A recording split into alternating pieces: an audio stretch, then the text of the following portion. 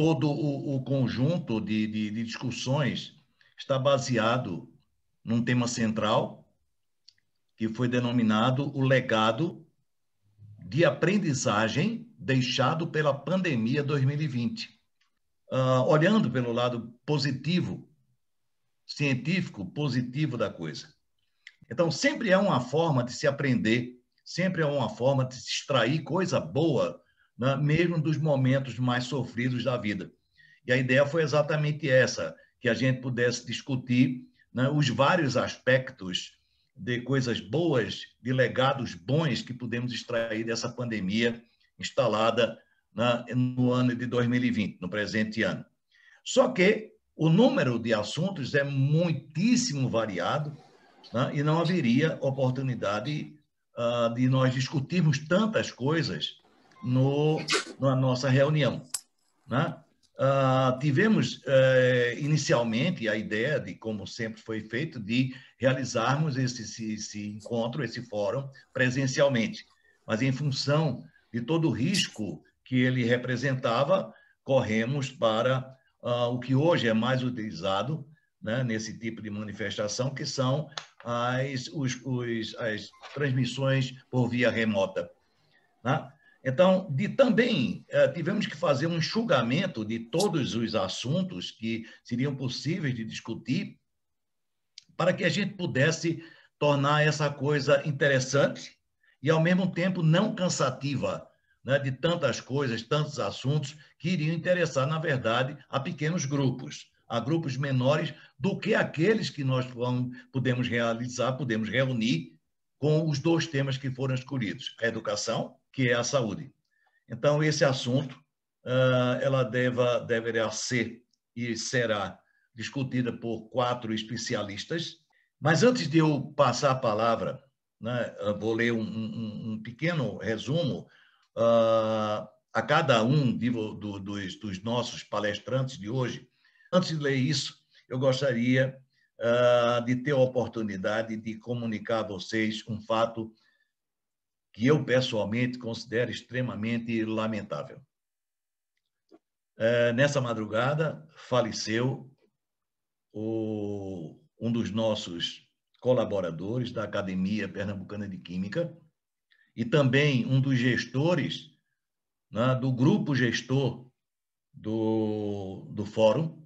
É uma pessoa que nos acompanhou ao longo desses 3 anos. Morreu de madrugada, faleceu de madrugada, Antônio José Belo, que também ocupava a função de tesoureiro da academia e do fórum também, né? É lamentável sob vários aspectos, mas entregamos sempre a Deus, na sua infinita sabedoria, a escolha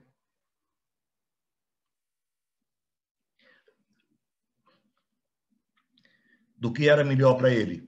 O Belo era um irmão meu, e eu me peço desculpas, mas eu fico muitíssimo emocionado em falar dessa pessoa. E eu pediria a vocês como prestar uma homenagem a essa figura tão importante para todos nós. Eu pediria que vocês pudessem me acompanhar num minuto de silêncio, por favor.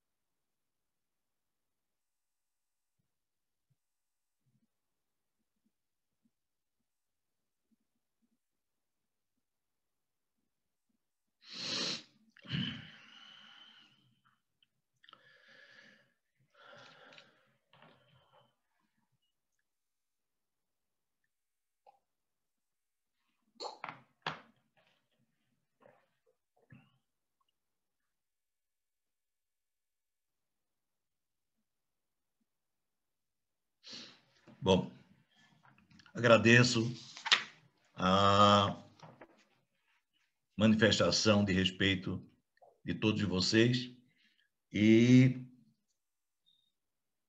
nós não vamos suspender, certamente, a nossa atividade de hoje, como temos a convicção de que Antônio Belo não gostaria de que isso fosse feito. Tá certo? Então, em sua homenagem, estaremos colocando em ação o nosso dia de hoje. E, para tanto, nós vamos convidar o doutor Jurandir Brainer para proferir, né, a sua palestra. E passamos, então, a comunicar um pequeno resumo das suas atividades. Formado pela Faculdade de Medicina da UFPE em 79. Possuidor do título de MBA em Gestão na área de Saúde pelo CEDEP em 2009. Também MBA em Gestão de Pessoas pelo CEDEP em 2019. Consultório em Gastroenterologia no Hospital Português, Real Português. Dirigente da Coopeclin, Cooperativa dos Médicos de Especialidade Clínica. Conselheiro do CREMEP entre 1998 e 2003. Participante de gestões da Associação Médica de Pernambuco. Diretor técnico do Hospital São Marcos entre 2005 e 2010. Diretor de Desenvolvimento Organizacional da Interne Soluções em Saúde, entre 2010 e 2019, e atualmente gestor do Plano de Saúde dos funcionários do Real Hospital Português. Dr. Jurandir Brainer, seja muito bem-vindo e nós passamos a palavra ao senhor. Senhores, muito obrigado pelo convite, especificamente a Vera Lúcia, minha querida amiga, certo? E também pela responsabilidade que ela me colocou de apresentar esse material para vocês, tá? Para servir de elo de discussão, tá? Principalmente quando a gente sabe quem são os debatedores, certo? Professores renomados e com muita experiência, não só no assunto, mas na saúde de uma forma geral. A minha ideia foi apresentar um material onde servisse, na realidade, de base para nós evoluirmos na discussão. Então, eu procurei, quase que didaticamente, levantar informações através de pesquisas públicas, e também coloquei muito assunto de ordem de experiência pessoal, já que durante todo esse período de pandemia nós continuamos trabalhando, certo? E como foi dito, ultimamente, durante a pandemia, eu estava fazendo a gestão do plano de saúde dos funcionários do Real Hospital Português, e aí a gente está falando em algo em torno de 14 mil vidas, com cerca de 6 mil funcionários. Então, nós tivemos uma experiência rica sobre o que a pandemia provocou dentro de uma rede de saúde, tanto do aspecto de desenvolvimento de novas tendências de trabalho, mas também com tudo de estresse, problemas de saúde de todo tipo que isso provocou. Então, para iniciar, eu gostaria de primeiro apresentar esse quadro, apenas para a gente ter uma noção. Então, no primeiro quadro, esse maior, eu coloquei 4 grandes eventos, certo? A gripe espanhola, que demorou 2 anos e levou a 50 mil óbitos. A Segunda Guerra Mundial, foi mencionada agora, por 6 anos, em torno de 70 milhões de vítimas. A AIDS, que teve o levantamento que eu peguei da UNAIDS foi exatamente dos últimos 38 anos, 75 milhões de infectados até então e 32 milhões de óbitos. E a Covid, nesses 11 meses, levando em consideração o período que acredita-se que ela iniciou, que foi em novembro de 19, que ela se espalhou mesmo, que foi em janeiro. Se a gente levar em consideração o primeiro momento, novembro de 19, nós estamos falando em um ano. E ela já gerou no mundo, até ontem, 1.324.000 óbitos para 55 milhões de infectados. Quando nós pegamos as duas situações de saúde, nós vemos o seguinte: até então, na área de saúde, e eu tenho pesquisadores aqui que trabalham em cima de tudo isso, era considerado que a AIDS seria uma das doenças mais estudadas em todo o mundo. Mesmo assim, o primeiro caso apareceu em 81 e a descoberta da causa foram 2 anos depois. E o tratamento 15 anos depois, através de um coquetel, apesar de que em 87, 89 já se estava usando em algumas situações, mas como tratamento mesmo em 96. E aí nós vemos o seguinte: a Covid, se a gente levar em consideração o período de aparecimento em novembro de 2019, a causa já foi mencionada em dezembro de 2019. E agora está se discutindo já a questão da vacina. Tá? Então, isso é um ponto de reflexão, certo? Será que foi porque a Covid pode ser considerada uma terceira guerra mundial sem ser disparada e envolveu todas as camadas mundiais? E, com isso, fez com que todo o mundo e todos os pesquisadores trabalhassem para isso? E, com a ajuda dos pesquisadores aqui presentes, nós sabemos que as doenças infecciosas normalmente são negligenciadas em termos de tratamento, em termos de trabalhos científicos, certo? Em termos de desenvolvimento de soluções. Então, algo para a gente ficar atento. Eu fiz um breve histórico por todos vocês, mas apenas para a gente seguir um roteiro. Então, os primeiros casos tiveram origem no mercado de frutos do mar, a cidade de Wuhan, na China, certo? As primeiras ocorrências, já classificando a causa, já foi em dezembro de 2019, certo? E a partir daí já houve um aumento exponencial.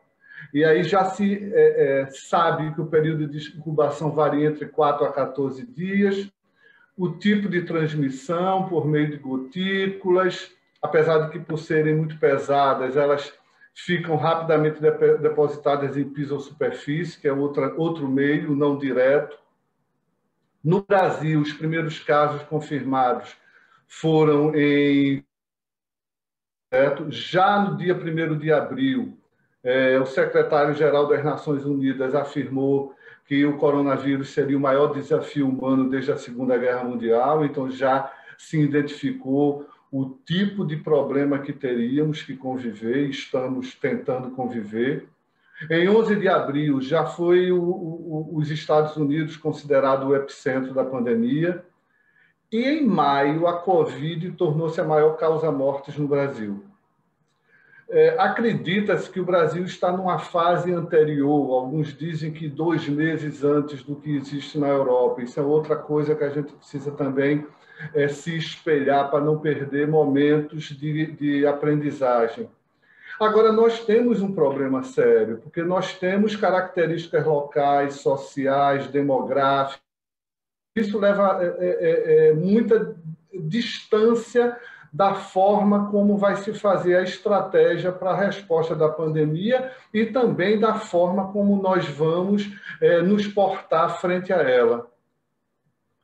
Aqui em Pernambuco, em Recife, o primeiro caso foi em 12 de março, o casal que tinha chegado de viagem, que inclusive ficou internado no RHP, e o primeiro caso de morte foi em 25 de março, certo? 13 dias depois, certo? Inclusive um caso de comunitário, já que essa pessoa não tinha antecedentes de viagem, mas já tinha comorbidades. Até então se colocava que a grande comorbidade seria a idade, certo? Coisa que hoje em dia é muito questionado, tá? E aqui eu coloquei uns gráficos, esse gráfico é até 11 de novembro, mostrando o período de epicentro, certo? Que foi maio, e a queda. E quando chegou a partir de 26 de outubro, última semana de outubro, houve um recrudescimento, houve um aumento tanto de novos casos, tanto de óbitos, quanto principalmente de novos casos. Atualmente estamos convivendo com uma possível segunda onda de Covid na Europa. E aí se discute bastante, certo, os motivos. E acredita-se que o problema tenha sido principalmente dos deslocamentos dos jovens europeus, que isso favoreceu bastante essa disseminação. E também com a abertura dos locais de entretenimento e também dos locais de trabalho. E aí, quando essas pessoas se reúnem, elas se tornam, certo, presas susceptíveis, certo? Sem falar também na questão do período em que se encontra, o período de inverno, onde já existe uma predisposição muito grande para as viroses. Os possíveis reflexos do Brasil, como eu tinha falado anteriormente, considera-se que o Brasil está 2 meses, a Europa está 2 meses na frente em relação ao Brasil, então a gente precisa observar isso que está acontecendo, para a gente se preparar. Só que tem alguns dados importantes, tá? Então, no nosso caso, por exemplo, acredita-se que seja qual for o nome, se é flutuação, se é segunda onda, se é recrudescimento, o importante é que, a partir do momento que começou a abrir os locais de trabalho e de outras situações no Brasil, especificamente aqui em Recife, começaram a acontecer os aumentos. Acredita-se também que isso também esteja acontecendo depois das aglomerações verificadas nesse período pré-eleitoral. Enfim, a gente está tendo aumento. Uma coisa importante que vale a pena a gente mencionar é que o número de pessoas expostas, certo, pode ser também um diferencial, e a gente precisa ficar atento a isso. Enquanto em São Paulo, isso aqui foi atualizado a semana passada, dia 4. Enquanto em São Paulo nós temos 26% de pessoas infectadas em média, Manaus sobe para 66%. Vi ontem rapidamente que a média Brasil está em torno de 32%, certo? Em Madrid, que é um dos epicentros, isso está em 11%. Talvez isso explique um aumento tão substancial na Europa, talvez. Aí, didaticamente, eu dividi os tipos de aprendizagem em aprendizagens para o indivíduo, aprendizagem para a comunidade, para a sociedade, para a área de saúde pública e privada, e botei um item para os profissionais de saúde. E eu quero colocar isso para vocês para servir de debate depois que eu terminar. Então, para o indivíduo, quais são os problemas que aconteceram e que tivemos que aprender a conviver, certo? A perda de identidade no período de isolamento. Então, nunca se teve um período tão grande de isolamento. De uma hora para outra, você deixa de ter os seus referenciais de liberdade de ação, de trabalho e convivência com colegas de trabalho, e passa a trabalhar em home office, passa a ficar meses dentro de uma residência, certo? Você tem que voltar a interagir com vizinhos que muitas vezes você nem conhece e apenas se relaciona dentro de um elevador, certo? você começa a discutir a solidão, é algo que você começou a ter a noção exata, há uma necessidade de reconexão familiar, e aí com seus pontos positivos, de uma reconexão familiar, de pais convivendo com a educação de seus filhos e diminuindo a terceirização da saúde, da educação, mas também com os pontos negativos, certo? Psicólogos, advogados mencionam grandes problemas do ponto de vista de conflitos familiares. E como reagir a algumas situações específicas que nós nunca tínhamos verificado? Como está na sua casa ou no seu hospital? Não ter ninguém ao seu lado. Como conviver com um familiar doente, isolado em casa ou no hospital? A distância, esse é talvez uma das situações mais perversas, sem você sequer poder participar da despedida. Ou seja, é a descoberta de um novo indivíduo e uma nova solidariedade. No aspecto de comunidade, quando eu pesquisei, eu encontrei, agora, último setembro, um painel de monitoramento de lideranças comunitárias e achei muito interessante, estou trazendo para vocês. Então, segundo eles elencaram que a fome é o drama mais crítico enfrentado pelas famílias, principalmente famílias carentes, certo? Desemprego, redução salarial e ausência de renda, reflexos diretos, inclusive no acesso a itens de proteção. Você não tem dinheiro, você não tem condições de se proteger, você convive 10 pessoas no mesmo ambiente. Como fazer distanciamento social? Começa a ter um ciclo que a precariedade leva a uma busca desesperada por atividades de renda. Então, nós começamos a ver, inclusive nessas aberturas em feriadão, a quantidade absurda de pessoas, não só porque ninguém estava mais aguentando o isolamento, mas também para gerar alguma renda. Os problemas de conflitos familiares e conjugais, os problemas de violência, de insegurança. Então, tudo isso foram verificados na comunidade. Quando a gente entra na área da sociedade, começaram a acontecer situações nunca vividas antes. As barreiras de circulação entre os países, fechamento de fronteiras. Agora mesmo, nós estamos com fechamento de fronteiras no Brasil. A inversão das prioridades de atendimentos médicos. Então, as pessoas, entre aspas, negligenciaram suas doenças crônicas eletivas com medo de ir para um hospital, com medo de ir para uma urgência. A precarização da economia devido às mudanças por esse isolamento social, as mudanças nas formas de relacionamento, certo?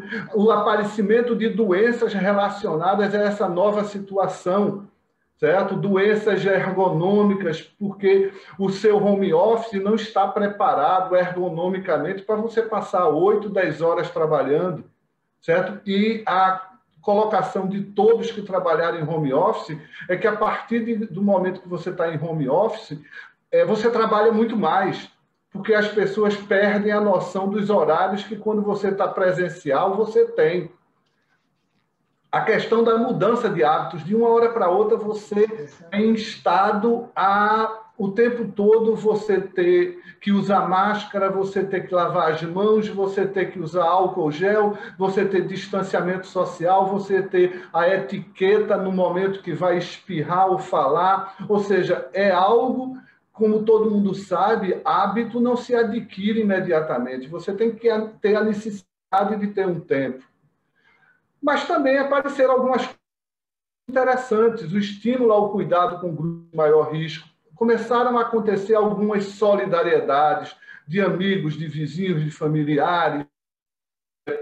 Os os profissionais que trabalham com saúde começaram também a ser receptores dessa solidariedade de profissionais, de pessoas, de empresas, de profissionais. Houve uma reorganização da coletividade. Então, era muito comum, e é muito comum, a solicitação de que você utilize o seu bairro, os comércios da tua rua, para fazer com que eles permaneçam. Ou seja, uma solidariedade social começou a emergir. Cotizações para assistência social, amor ao próximo, etc. Quando a gente entra na área de saúde, eu dividi em pública e privada, porque apesar de eu pertencer hoje à saúde privada, certo? Mas minha vida toda foi em saúde pública, eu sou um eterno defensor do SUS e acredito, inclusive, que a nossa situação não foi pior pela presença do SUS e que alguns estados, como, por exemplo, Recife, houve uma diminuição da situação provocada pela pandemia, muito pelo que o SUS oferece, tá? Coisas que você não viu em países de primeiro mundo, tá? Onde havia uma desorganização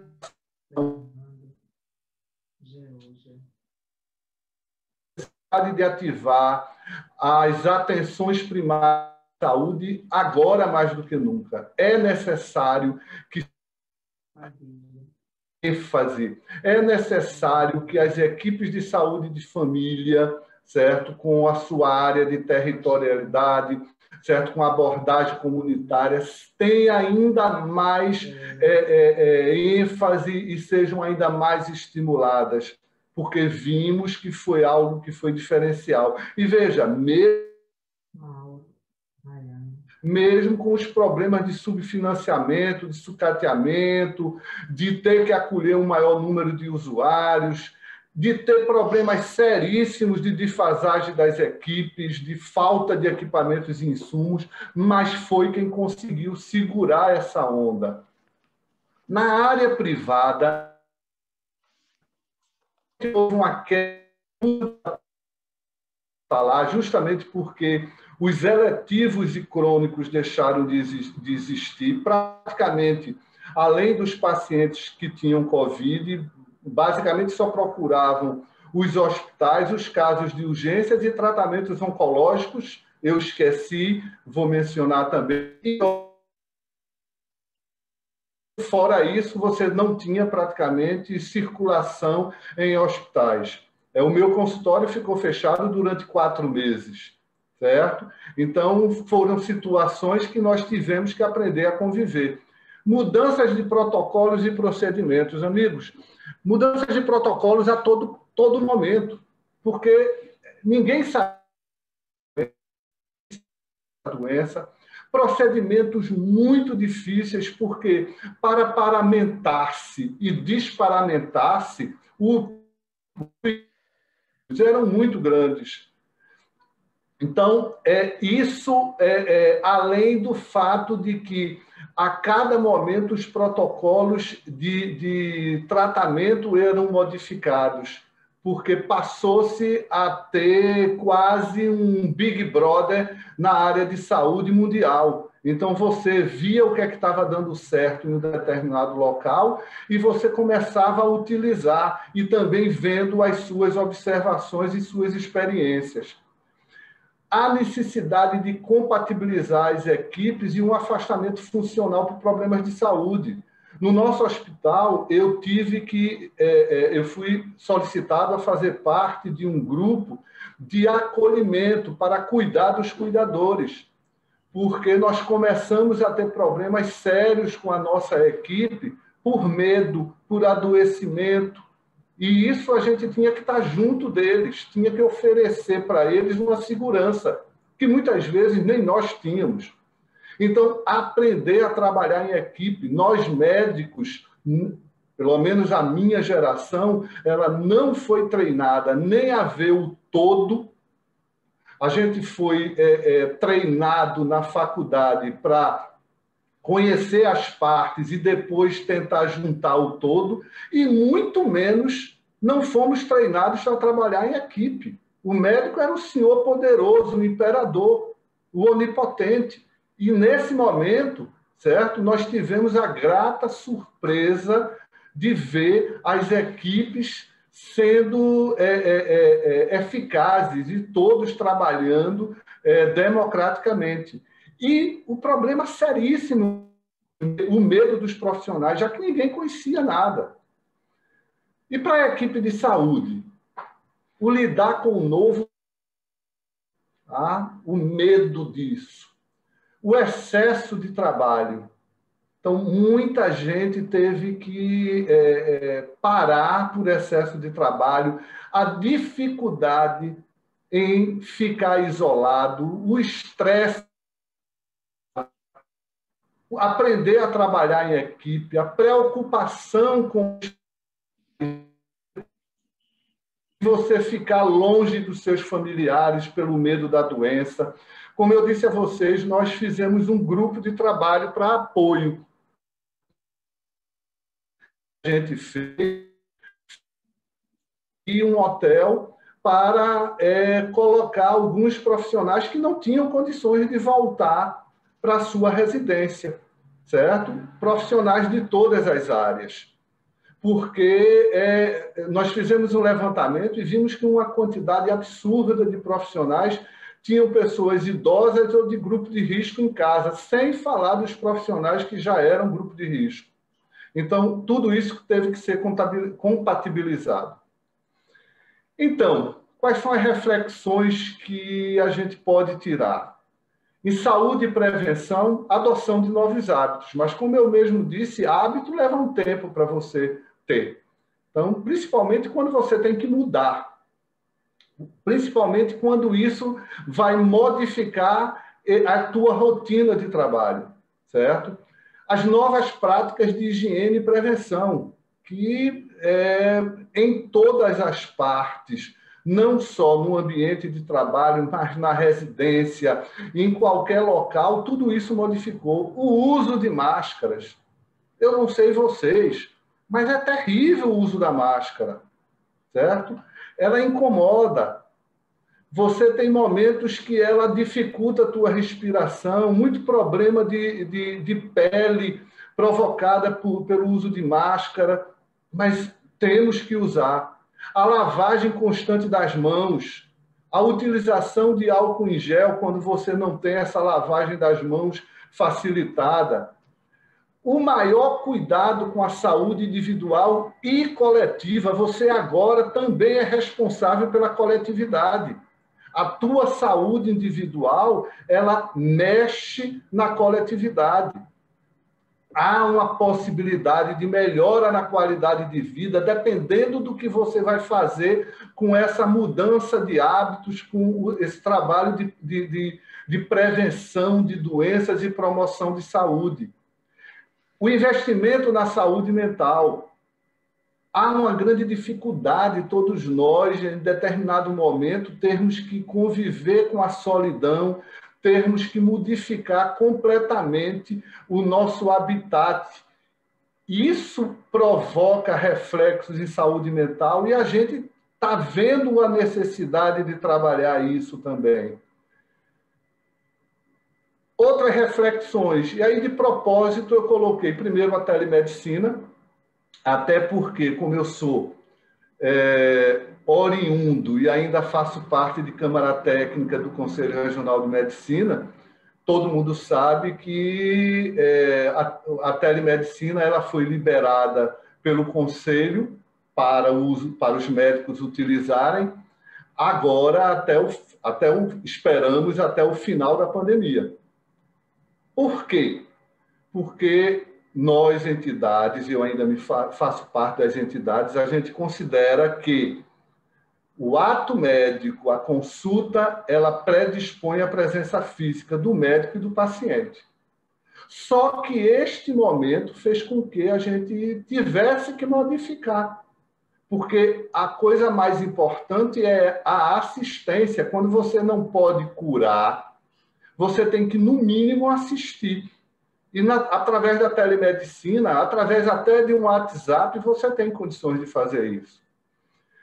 O e-health, que as grandes empresas já estão oferecendo, que é você ter todos os dados do paciente em um só lugar, para facilitar. Isso é algo que, com certeza, da mesma maneira que a telemedicina, vai, a partir de agora, se acentuar a sua introdução, a sua participação. Para não perder o time, eu deixei por último, nesse reflexos de aprendizagem, a volta da visão da unidade do paciente. Porque o que é que nós observamos? Telemedicina é ótimo, e-health é ótimo, mas a coisa que mais se verificou foi a unidade do paciente.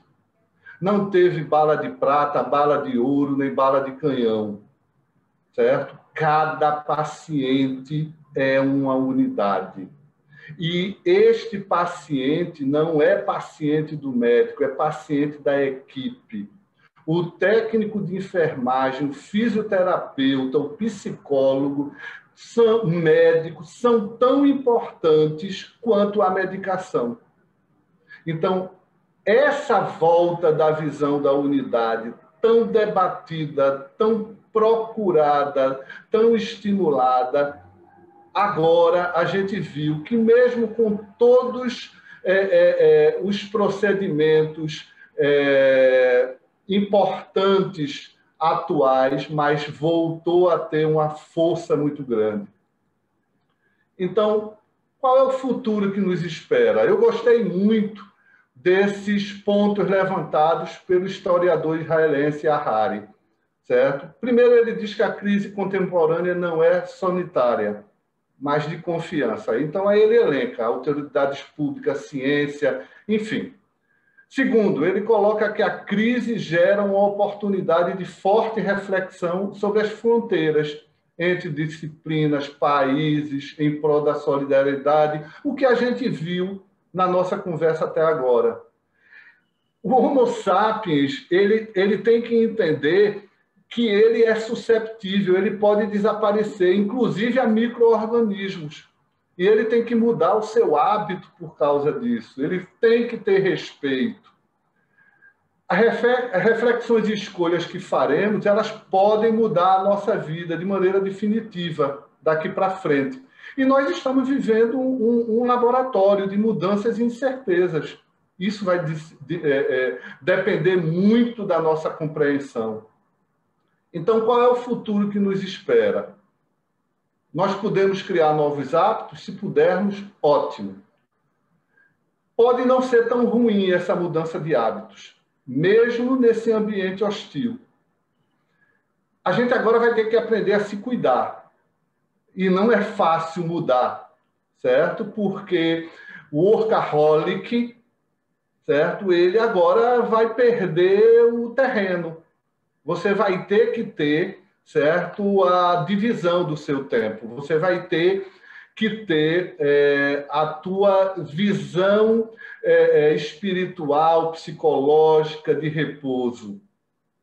É normal se sentir mal ou ansioso. Todos ficamos, todos.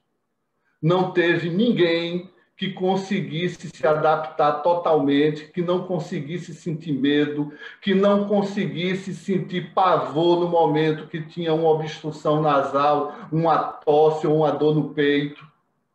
É normal, é algo novo. Tudo mudou, mas a gente está aqui, estamos aqui conversando, certo? O doutor Abílio colocou a perda de um colega essa madrugada, certo? Então, até isso são reflexões que precisamos fazer, os que ficaram, certo? E qual é a nossa missão, que ficamos? A gente tem que aprender a se cuidar. O antigo normal, o antigo mundo acabou.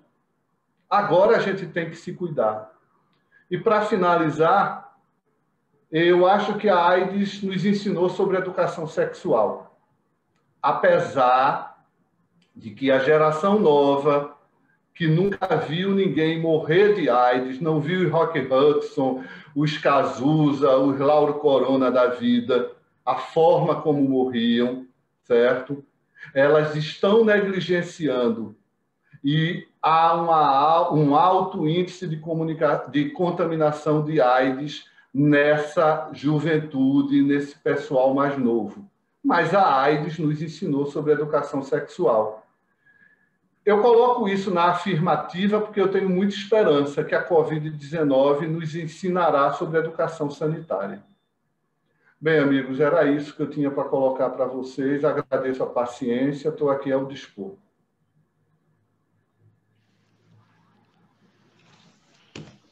Ok, doutor Jurandir, muito obrigado pela sua apresentação. Muito didática, muito atual e também com uma injeção de alerta para o futuro.